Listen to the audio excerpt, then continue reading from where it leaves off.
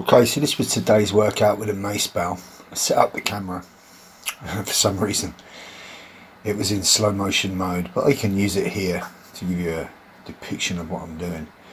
This is just an uppercut from a lunge position, and then an uppercut with a pivot. Working each motion here for 10 repetitions and holding the last one isometrically for a contraction for 10 seconds, left and right. Really connects your feet to your hands through the core. Works transverse core like nothing else, this club bell. And obviously you play with the leverage. So here I'm just using 4 kilos, lightweight fluid movement just to get the feel. And I'll start adding weight and changing the leverages. So this motion here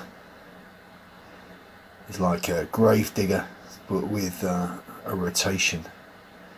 So I'm working left and right, so it's just like you're digging into the ground, thrusting upward, switching hands. Really good for the core. Here, standing, using that uppercut motion from a pivot with a somewhat heavier weight now, 6.5, which is, challenging if you're unfamiliar. Again, holding each position isometrically for 10 seconds. Be sure to work left and right, both sides. Getting a good feel for the movement. So obviously I'm moving faster, I've got normal repetition range, normal pace. Like I said, for some reason it was slow motion, but it shows you the movement. So here, started the 360 complex, started with 4 kilos, get the form nice, and went right up to 10 kilos, which was very challenging. It doesn't sound a lot. Using Coach Vaughan's idea here, which is a kettlebell and Macebell coach from the US. This is the 4 P's. So the first P is push, then pivot as it swings behind, pull, and pause. To get an understanding of that motion, you'll get the 360 pretty fluid without touching any part of your body, without using excessive body language. So stack position. Again, this is a good movement for the whole shoulder girdle. Lost my earphone briefly here, so I'll just put it back in. But great core stability, shoulder mobility, shoulder strength, connection from the ground upward. Really good motion. And of course the old Garda training of the Indian warriors was applicable to using a mace in battle. And all of these motions are equivalent to swinging an axe or a two-handed weapon or even a sword. Build strength, functional strength like nothing else. Totally applicable to combatives. Right, this is one I made. So this is about 7 kilos. This is a bamboo pole in a cement block at the end with 2 additional kilo weights, 1 kilo plates are put inside to add the weight.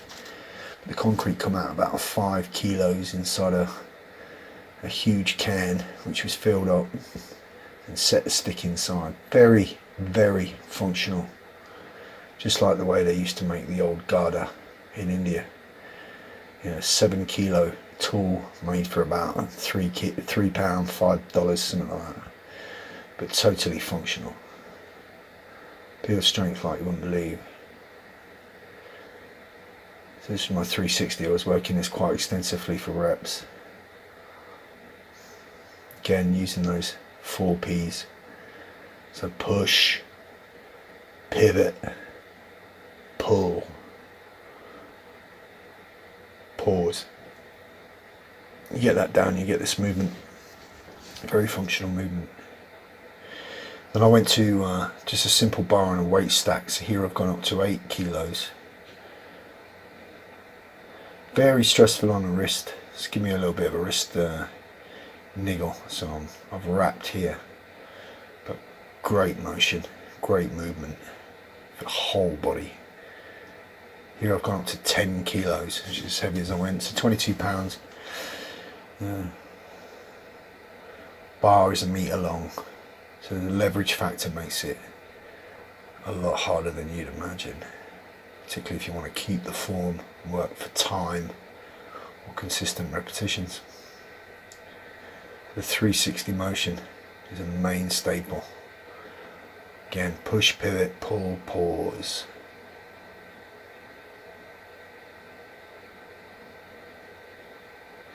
Now I went to offset bicep curls, so obviously the leverage for the left hand here is what's working the most. So really you're isolating each side and just stabilising with the other hand. But great feel. Be sure to work both sides. So I did 10 repetitions left and right. Use 2 different weights. A bit challenging.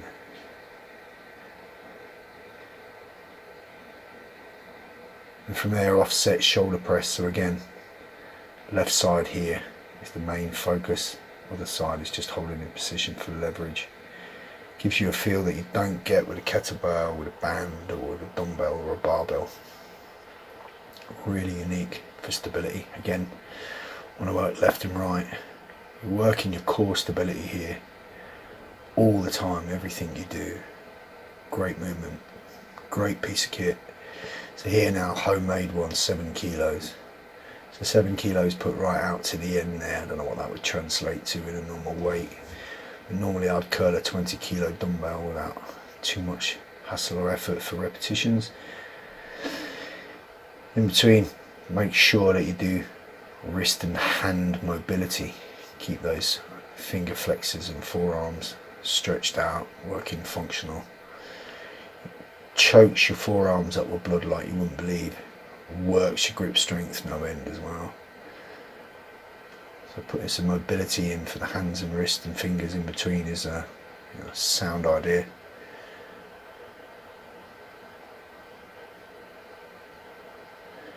Ensure to work extensors and flexors.